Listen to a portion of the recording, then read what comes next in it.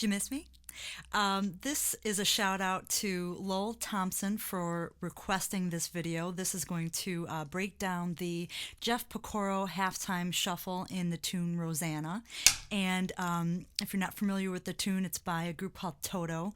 And it was a hit in 1982. And I love this tune because of the drum groove, actually. So first, I want to explain why it's a halftime shuffle. If we take a normal shuffle with the backbeat on 2 and 4, it'll sound like this. Okay, but this particular shuffle has a halftime feel, meaning that the backbeat is on beat 3. So it'll sound like this. 1 and 2 and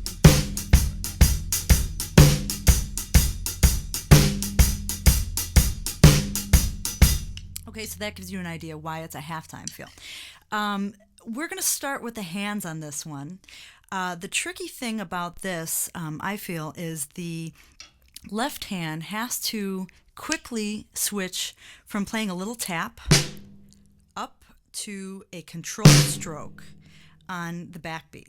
So, and then back down to a tap. So it takes a little bit of mechanics in your left hand, and it takes a little practice to get that up to speed. So let me show you what the hands are doing. First of all, it's triplet based. 1 and a 2 and a 3 and a 4 and we are going to take the middle triplet of each beat out. So instead of being 1 and a 2 and a 3 and a 4 it's going to be 1 and a 2 and a 3 and a 4 Okay, so that's going to repeat with the right hand. 1 and a 2 and a 3 and a 4 and a 1 and a 2 and a 3 and a 4 and then we're going to ghost the second triplet of each beat with the left hand. Okay, and then we're going to add that backbeat with the left hand on beat 3. So the hands are going to sound like this.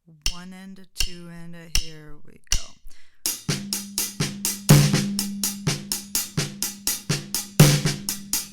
1 and a 2 and a 3 and a 4 and a 1 and a 2 and a 3 and a 4 Now I just want to isolate the left hand for you because here's the tricky part. Okay, so I'm gonna play my right hand on my knee over here, and just so you can hear the snare. Okay, I'll play the quarters here. Here we go. 1 and a 2 and a 3 and a 4 and a.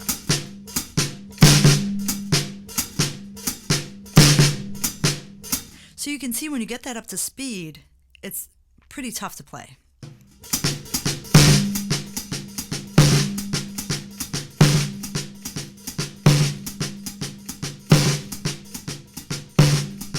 And also, to make this groove, we don't want a flam effect. We want bam. We want on beat 3, it has to be nice and tight. So it's not,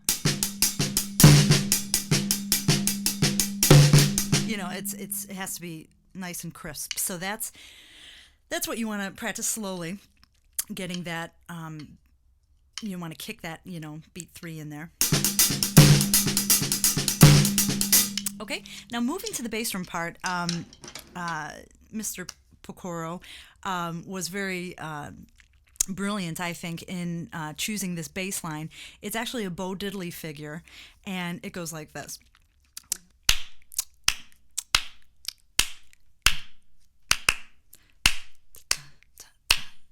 Okay, slowly, it's 1 and a 2 and a 3 and a 4 and a 1 and a 2 and a 3 and a 4 and a 1 and a 2 and a 3 and a 4 and a 1 and a 2 and a 3 and a 4 and a 1.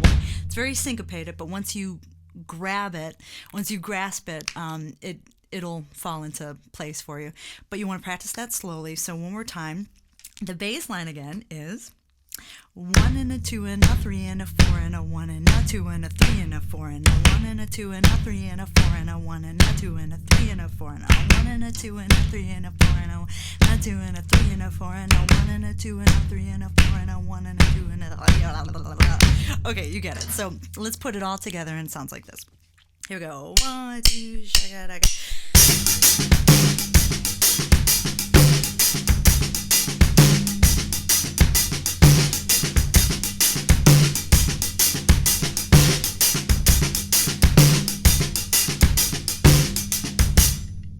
All I wanna do in the middle of the evening is play the screw.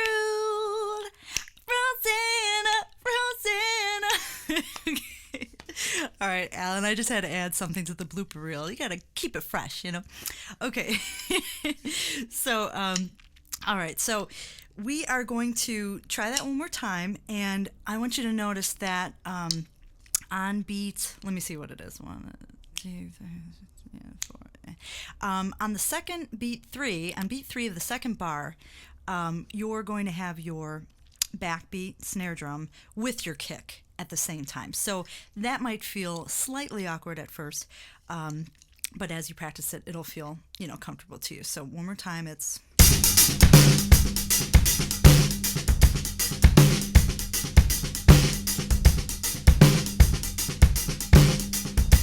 Okay, and here's another variation for you if you are having trouble with your hands and ghosting those notes, and if that's the only thing that's kind of hanging you up.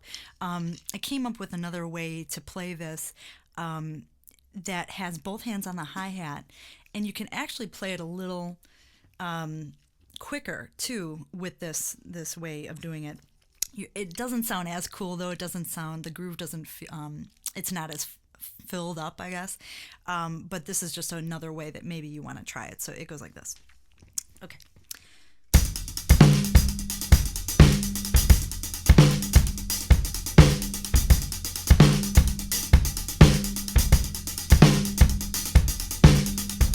And again, you can really blaze some speed with this.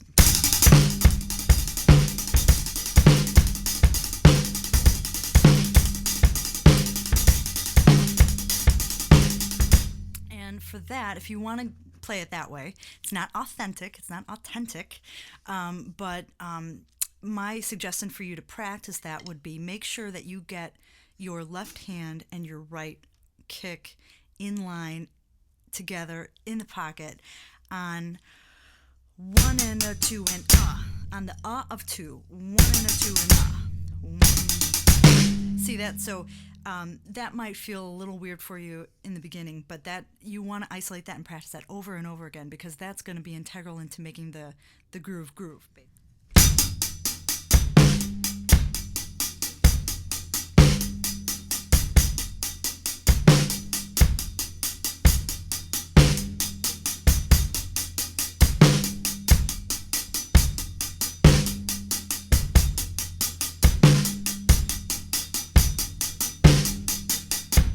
So yeah, I hope this helps, Lowell, and see you next time.